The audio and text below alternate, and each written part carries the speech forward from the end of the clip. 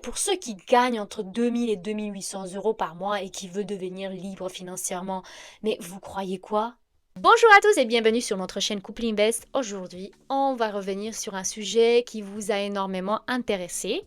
Vous avez été très nombreux à nous demander une stratégie pour ceux qui gagnent entre 2000 et 2800 € par mois et qui veulent devenir libres financièrement. Mais avant de vous donner ces stratégies, il y a quelques étapes super importantes à comprendre pour bien les appliquer.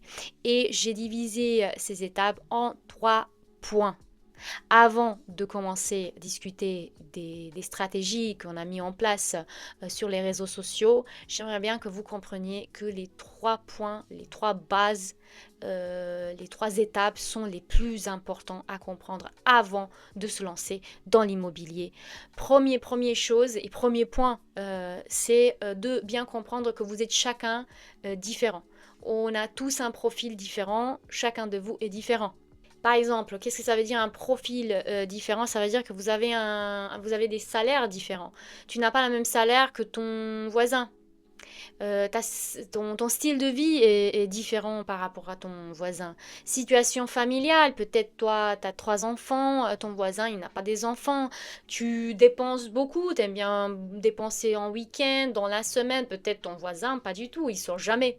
Voir aussi ton niveau d'endettement. Par exemple, Eric, qui gagne 2000 €, vit chez sa mère, il n'a pas de charges, quasiment rien, ok? C'est maman, papa qui paye tout, et met presque tout son argent, tout son salaire de côté.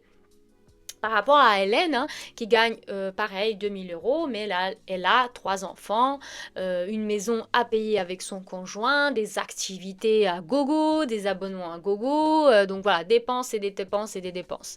Voilà, et évidemment, ces 2 profils ne peuvent pas appliquer les stratégies de la même manière. Donc, c'est très important d'optimiser les stratégies de quelles on va parler plus tard en fonction de ton profil. Deuxième point de quel on a vraiment besoin de discuter, c'est la liberté financière. Ça ne va pas dire la même chose pour tout le monde. Ok, je m'explique. On va prendre le cas de Eric, par exemple, qui dit, moi, avec 500 € de plus à côté de mon salaire, je suis bien, je suis content, je me sens libre financièrement.